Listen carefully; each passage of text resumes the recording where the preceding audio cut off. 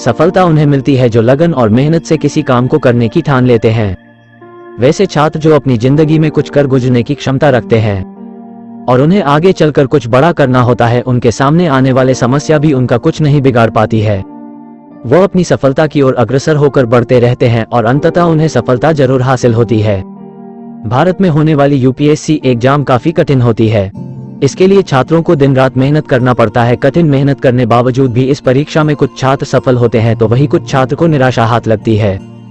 परंतु वैसे असफल छात्र जिनके अंदर हौसला है वो हार नहीं मानते, वो आगे की तैयारी फिर से और अच्छे से करने लगते हैं जिससे वे अगले एग्जाम में सफल हों। आज हम आपको एक ऐसे ही यूपीएससी छात्रा की कहानी बताएंगे जिन्होंने 3 बार असफलता के बावजूद भी हार नहीं मानी और चौथे अटेम्प्ट में यूपीएससी एग्जाम क्रैक कर आज वो एक आईएएस अधिकारी बन गई हैं।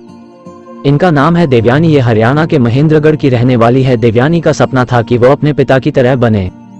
इनके पिता विनय सिंह संभागीय आयुक्त में नौकरी करते थे। पिता को सिविल सेवा में काम करते देख इनका भी सपना था कि मैं भी पिता की तरह एक सिविल सेवक बनूं। देवयानी की प्रारंभिक शिक्षा Chandigarh KSH senior secondary school से कोई है। चंडीगढ़ से अपनी पढ़ाई पूरी कर लेने के बाद इन्होंने साल 2014 में गोवा के बिट्स पिलानी से इलेक्ट्रॉनिक्स और इंस्ट्रूमेंटेशन से इंजीनियरिंग की पढ़ाई की।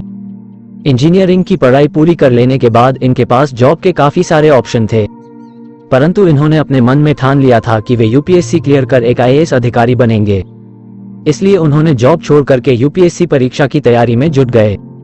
देवयानी अपने सपने को साकार करने में जुट गई थी, परंतु वह हफ्ते में सिर्फ 2 दिन ही पढ़ाई करती थी। वे सिर्फ शनिवार और रविवार को ही पढ़ाई करती थी क्योंकि देवयानी को जब सेंट्रल ऑडिट विभाग में चुना गया तो इन्हें पढ़ाई करने का ज्यादा समय नहीं मिलता था। इसीलिए उन्होंने अपने पढ़ाई करने का एक समय निर्धारित किया जिसने वे अपने वीकेंड छुट्टी में सिविल सेवा की तैयारी करती थी।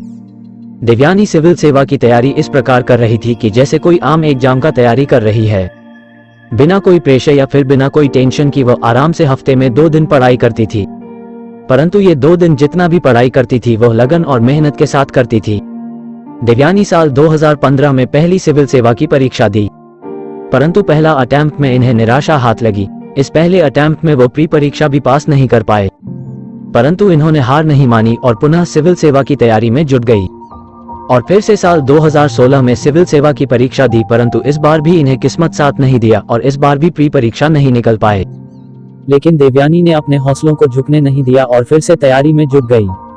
अगले साल 2017 में सिविल सेवा की परीक्षा दी, इंटरव्यू तक पहुंच गई, परंतु जब सभी लोगों का फाइनल लिस्ट बनकर आया तो उस लिस्ट में देवयानी का नाम अंकित नहीं था।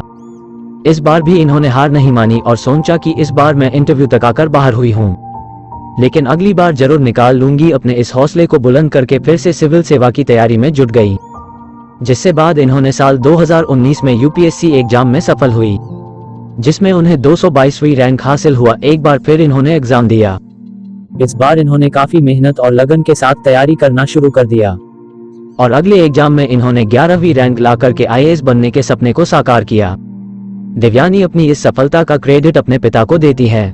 वे बताती हैं कि आज मैं जिस मुकाम पर पहुंची हूं वो अपने पिता के बदौलत पहुंची हूं।